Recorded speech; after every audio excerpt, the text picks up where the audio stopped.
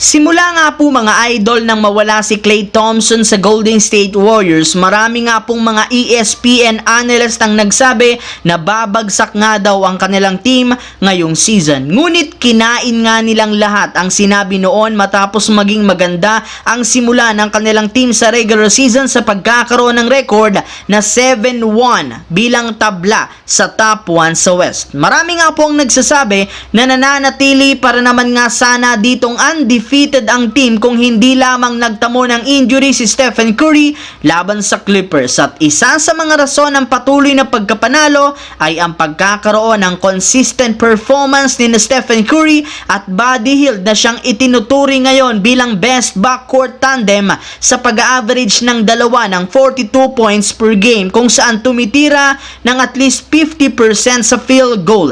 Sa tuwing nasa loob nga po ang dalawang ito, nagiging unstoppable nga po ang scoring at opensa ng Golden State Warriors. Bago yan, ang video ito ay hatid sa inyo ng 1xBet. Suportahan at manalo sa inyong paboritong kupunan sa NBA, PBA, MPBL at iba pang sporting events. Maaaring makakuha up to 12,000 cash bonus sa inyong first deposit gamit ang aking promo code. Pag tama prediction mo, panalo ka. Simple lang, pindutin lamang ang link sa comment section at mag-register gamit ang inyong GCash account para makapag-cash in at cash out. Isang paalala, tumaya ng responsable. Pero masusubukan nga po ang kalakasan ng tandem ng dalawa next game ng Warriors bukas laban sa Cleveland Cavaliers na siyang nag-iisang team na nananatiling undefeated 9-0. Hindi rin naman biro ang mga teams na kanilang napatumba ng mga nagdaang araw dahil majority legit na championship contender. Kaya hindi nga po nakakagulat bakit alanganin ngayon ang pwesto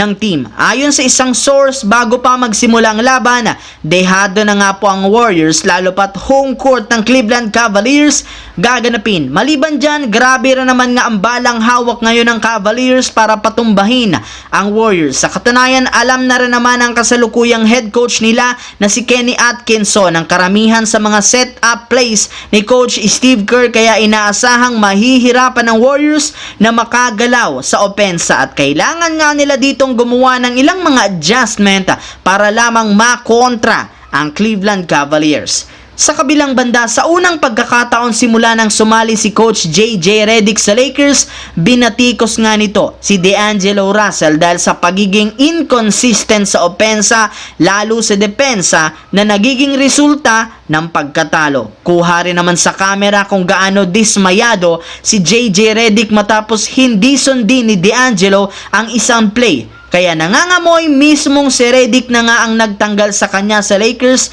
at maghahanap ng bagong player na posibleng pumalit sa kanyang pwesto, kagaya ni Bogdan Bogdanovic mula sa Atlanta Hawks na siyang pinaka-target na makuha bilang kapalit. Napapansin rin naman ni coach na pinaka-problema ng team ang shooting, lalo sa long range, kaya kailangan nga talaga nilang makakuha ng isang legit na shooter at scorer kagaya ni Bogdanovic. Bagamat nagkakaproblema sila sa rebounding at depensa, madali rin naman nilang maayos ito kapag bumalik na si Anthony Davis sa kanilang lineup.